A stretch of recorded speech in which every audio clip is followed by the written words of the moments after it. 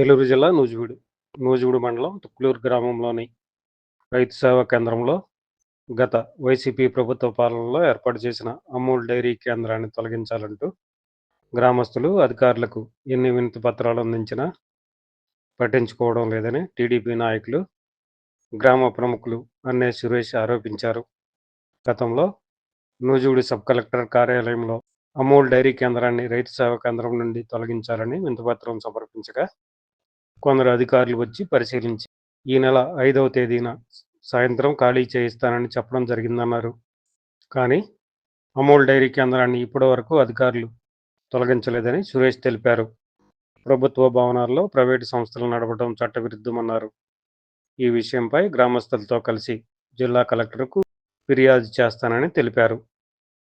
నా పేరు అన్నే సురేష్ బాబు అండి. తుక్కులూరు గ్రామం. 27/1/2025 ప్రజా పరిష్కారాల వేదిక ద్వారా సబ్ కలెక్టర్ గారికి ఒక ఫిర్యాదు చేశాం.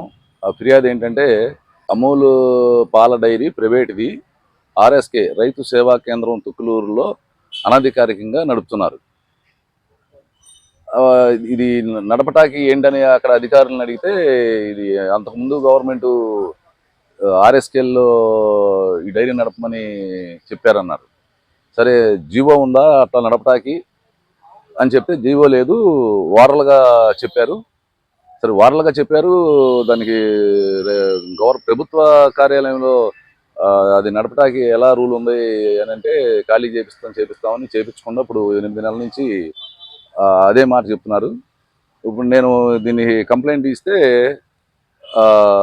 ఎంక్వైరీ ఆఫీసరు సబ్ కలెక్టర్ గారు ఏడీఏ అగ్రికల్చర్ నూజివీడు వారికి రాస్తే ఎంక్వైరీ ఆఫీసర్ వచ్చి వాళ్ళ దగ్గర లెటర్ తీసుకుని అది 5/2/2025 మధ్యాహ్నం 2 గంటలకల్లా ఖాళీ చేపిస్తామని లెటర్ తీసుకుని ఆ కంప్లైంట్ మీద నాతో పరిష్కారం అయిందని సంతకం పెట్టించుకుని ఖాళీ చేయించకుండా ఇప్పుడు వరకు కూడా నడుపుతున్నారు.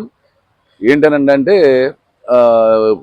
ఎలక్షన్ కోడ్ ఉంది కదండి, ఎలక్షన్ కోడ్లో చేయకూడదు ఇట్లాంటివి అంటున్నారు. అసలు ప్రభుత్వ కార్యాలయంలో ప్రైవేట్ డైరీ నడపడానికి ఎలక్షన్ కోడ్కి సంబంధం ఏంటో మాకు అర్థం కాకుండా అయోమయంలో పెట్టేసి మమ్మల్ని ఏదో తప్పుదావ పట్టేస్తున్నారు. దీనిపై మళ్ళీ సబ్ కలెక్టర్ గారికి ఫిర్యాదు చేయడానికి రావడం జరిగింది. దీనిపై అధికారులు తగు చర్యలు తీసుకునే యెడల ఏలూరు జిల్లా కలెక్టర్ గారికి కంప్లైంట్ ఇద్దామనే ఆలోచనలో ఉన్నారు.